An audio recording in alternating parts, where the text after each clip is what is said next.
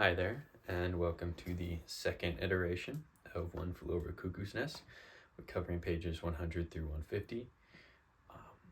Covering 50 pages, it can be a longer video. So if, people prefer to have two shorter videos, 125 through, and then 126 through 150, that can certainly be done. Or we can just kind of combine them into one video, but I'll stick with the original format of what I said. And I'll read what people have to say and we can change it from there. But, and also I'm not reading anything online like other people's interpretations or opinions on what they think. This is all just coming from my head, and I'm not reading, like the Cliff Notes or anything to see what they have to say. This is just my thinking, and I encourage you all to do the same. So, we can see everyone's opinions and come to some sort of a conclusion. But since it's going to be a longer video, I'll hop right into it. Start off with on page 103, Chief continues to talk about the fog, and he seems to think everyone's affected by it. I mean, he even says McMurphy doesn't seem to know he's been fogged, and he makes sure not to let on that he's bothered by it, but he seems to think everyone is being fogged. Obviously, Chief Bromden is being very thoroughly affected by the fog. He can get lost in it and just sit there, and he says it can take days or even years to just sit through it. And he can sometimes make out voices, but a lot of the times he's just getting fogged out. And I think that's just the perception we're getting from the narrator. I think it would take a toll on anyone not to have a real conversation with anyone for years and years, even though you're capable of it, and to get lost in your thoughts and in a place like this in the ward where they're controlling everything. I mean, definitely there's a chance that he's getting fogged in and has a different perception of what the true reality is. But I think there's some truth to it. I don't necessarily think that there's a fog machine like Chief is explaining, but I think people do get fogged in their own ways in the ward. I think when he's saying like Mac doesn't really realize that he's getting fogged in, I think one way of interpreting that is that he doesn't really realize the big plan that like Nurse Ratched has, and how patient she can be, and how the acutes are always saying she always wins no matter what. She's got all the time in the world to control and to implement whatever she wants with McMurphy. And so he may not know it yet, but I think there's a bigger plan for McMurphy as far as Nurse Ratched is concerned, and soon enough McMurphy's perception of the world will definitely change and almost seem fogged. It may not seem real. So moving on, we can go to page 108. This is more of just the writing style of Kesey. It's when after the vote for the television baseball thing to watch the World Series, McMurphy's trying to take the bet that he can lift the control panel in the tub room, and I just thought it was interesting how Kesey decides to write this section. For a lot of the dialogue parts of the book, I guess he likes to leave out names. It lets it flow better. He just uses quotations, and he doesn't say who is talking, and it's very evident in this part.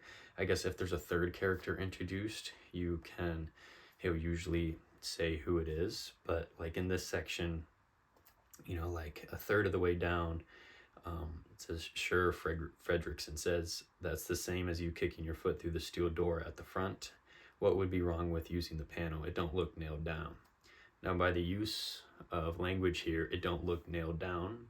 Even though there's a group of guys there, you can kind of tell that it's McMurphy just by the way he talks, and also he's trying to argue like, hey, he can lift this panel up. And then it says, "No, it's not bolted. There's probably nothing holding it but a few wires, but look at it for Christ's sakes." And that could be Fredrickson, or it could be Harding. I think in this case it might be Fredrickson. And then everybody looks. The panel is steel and cement, half the size of one of the tables, probably weighs 400 pounds. Okay, I'm looking at it. Don't look any bigger than hay bales I hooked up onto truck beds. That's obviously McMurphy. And then it says, I'm afraid, my friend, that this contrivance will weigh a bit more than your bales of hay. Now that's clearly Harding talking, just by the use of their diction. The contrivance is kind of a larger word for, I think, anyone on the ward to use, and that's clearly Harding. So, you know, you have Fredrickson, McMurphy, and Harding all talking throughout this, and it's almost like as if you were looking at a movie, you know, if, like, you can see who is talking by the way their mouth is and the way that you can hear it, and Kesey's trying to do the same thing like in a movie. It's just he's using it by the, you know, the lexicon of the speakers, which I think is an interesting way to do it. And I like how it makes the book flow a bit better than saying he said, she said, whatever you want to call it. You know, kind of slows down the pacing. 110, obviously McMurphy was unable to lift that control panel, but he tries to keep his pride and his, you know, it's kind of, he's very, he wants to put on a good show and be well liked by the acutes, and he doesn't show like, he's not a sore loser in this. I guess it kind of, I mean, he's trying to hide how much he's upset by just trying to, by putting on a show and being proud and saying he's like, well, at least he tried. And, you know, everyone was shocked by how hard he tried. The blood was coming off of his hands, and he definitely did do a fine job of proving to the acutes that he kind of sticks to his word and will do the very best and work very hard to try to get what he wants, which was lifting the control panel. So we kind of learn more about McMurphy, about how he would do everything he can to keep his word and also to maintain his, I guess, his pride and his confidence and ego among other people.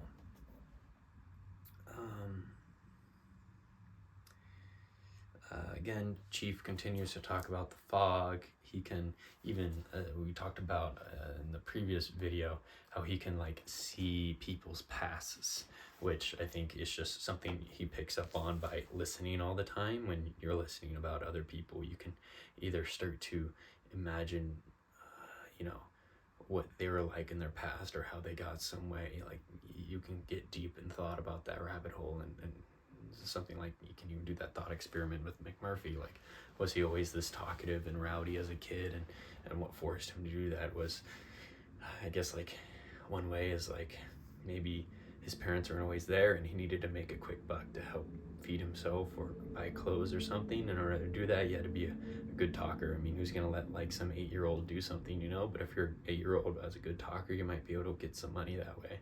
So maybe that's what forced his hand, or maybe he learned it from his dad or something. You know, you can start to make these stories or wonder how a certain person got some way. And I think Chief kind of gets lost in that when he's going through the fog there. Let's see. So we got page 120, 123. This is you know, the second round of voting for the World Series, and McMurphy does it. He gets 20 votes, as we learn, to vote in favor of the World Series and go against Nurse Ratched, which kind of shows how much of a leader and how much people kind of respect him. I think he does a good job about encouraging the other acutes while he plays around with them, and he tries to like take their money and gambling and everything. He definitely treats them as human beings. He doesn't treat them as people with disabilities, whether like mental disabilities like they are in the ward 4. You know, he's just treating them as a normal person, as he would with any single person he would in the outside world. And that can be tough, and that can be lost when you're inside the ward and you're being medicated and you're being treated by, you know, the boys, the three gentlemen that take care of the ward, or Nurse Ratched, or the doctors. You know, it's hard to be always treated as a patient and not as just a normal person.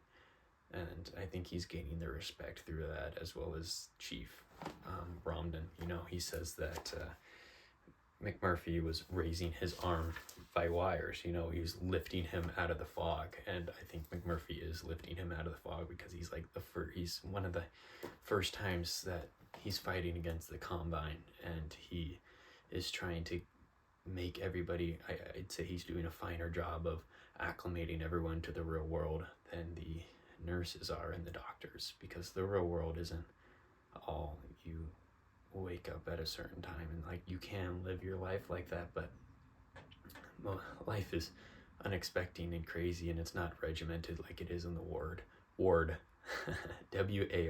ward. And I think that's why people are agreeing with him, and they're enjoying his presence, that's for sure.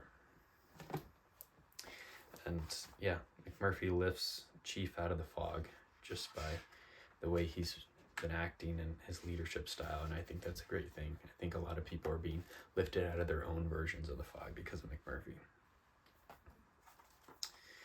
On to page 136 and 137, you know, when Nurse Ratchet's having a meeting with her, I guess the staff, and they're discussing like the condition that they think McMurphy's in. You know, some of them say that he's used to go in the disturbed ward and that he is a psychopath and has all these tendencies. And I think Nurse Ratchet kind of understands why McMurphy's here. I think she thinks that he's not a psychopath or anything. I think he's just somebody who's trying to get out of the labor camp, and she doesn't want to send him to Disturbed or do anything about, or, you know, free him from the area, because she wants that revenge. You know, she wants to put control back into the ward, and the only way to do that is to show everybody that McMurphy is nothing to her and that she can even control him.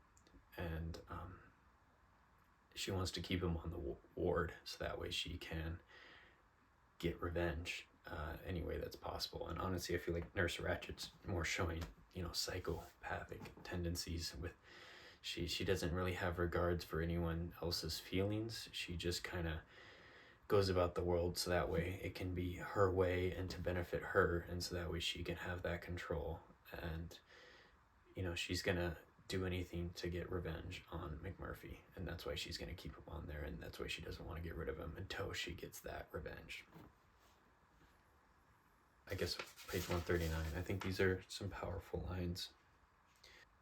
This is Chief Bromden talking about McMurphy. I think maybe he truly is something extraordinary. He's what he is. That's it. Maybe that makes him strong enough, being what he is. The Combine hasn't got to him in all these years. What makes that nurse think she's going to be able to do it in a few weeks? He's not going to let them twist him and manufacture him. And later, hiding in the latrine from the black boys, I take a look at my own self in the mirror and wonder how it was possible that anybody could manage such an enormous thing as being what he was. There'd be my face in the mirror, dark and hard with big, high cheekbones like the cheek underneath them, and had been hacked out with a hatchet, eyes all black and hard and mean-looking, just like Papa's eyes, or the eyes of all those tough, mean-looking Indians you see on TV. And I'd think, that ain't me. That ain't my face. It wasn't even me when I was trying to be that face. I wasn't even really me then. I was just being the way I looked, the way people wanted. It don't seem like I have ever been me. How can McMurphy be what he is? I was seeing him different than when he first came in. I was seeing more to him than just his big hands and red sideburns and a broken-nosed grin. I'd seen him do things that didn't fit with his face or hands, things like painting a picture at OT with real paints on a blank paper with no lines or numbers anywhere on it to tell him where to paint, or like writing letters to somebody in a beautiful flowing hand. How can a man who looked like him paint pictures and write letters to people, or be upset and worried like I saw him once when he got a letter back? I mean, that's, you know, never judge a book by its cover, right? I think maybe that's why on all those lists for, you know, kind of younger guys, for those book lists, what I was looking up, trying to find my first book to read, when I kind of was getting around to that maybe that's why they recommended it. You know, being comfortable in your own self and not how the world perceives you, but how you want to be. I mean, what better way than like mental health, mental illness, hospital ward. I mean, obviously everyone perceives these people as one way, but as we're reading about them, learning about them, they all have wants and feelings, and they all want to be a certain way. Just like Chief Brahman says, he's not those dead eyes, and he's not just a dumb Indian, but he's a very thoughtful guy, and thinks deeply about other people. And McMurphy's changing Chief to become something that he wants to be. McMurphy's not afraid to be who he wants to be and act how he wants to act. Now, sometimes it's not always the best handled way, but at least he's not afraid to do that. And I guess, everyone it's hard to live that way, but everyone should strive to live the way that they want to, and reasonable means, of course. But I thought those are some pretty powerful words, and just looking yourself in the mirror and understanding, I may look this way, but I'm gonna act and act in a certain way that best suits me, and that will surprise people. Finally, to end this off, just page 150. McMurphy is giving in to the nurse. He learns that the only way he can leave this hospital is if he kind of pleases the big Nurse Ratched, and it's up to her to see if he gets out. So now he's backing down. He's a bit more afraid, and that's very hard to do. That's not McMurphy. He wants to be how he wants to be. He wants to stick his thumb in people's ribs and laugh with them, and that's very much not him to act that way. But when it's your life and you're going to be trapped there forever, it's really hard to make that decision to go against the machine. And that's why very few people do and are willing to go against that, even if that means it sacrifices their life or something like that. Like, think of like Nelson Mandela. He spent, I think it's several decades in jail just for standing up for what we all recognize as correct out in South Africa, but very few people are willing to do that. And as we learn, at least at this point in the story, McMurphy's similar, and he's trying to back down from the nurse. And it's hard to blame him. No one can blame him. Even Cheswick says, no one's gonna blame you for that, Mac. We all understand, and that's why we all follow along Nurse Ratched and her wants and desires. Thank you. I'll see you in the next iteration.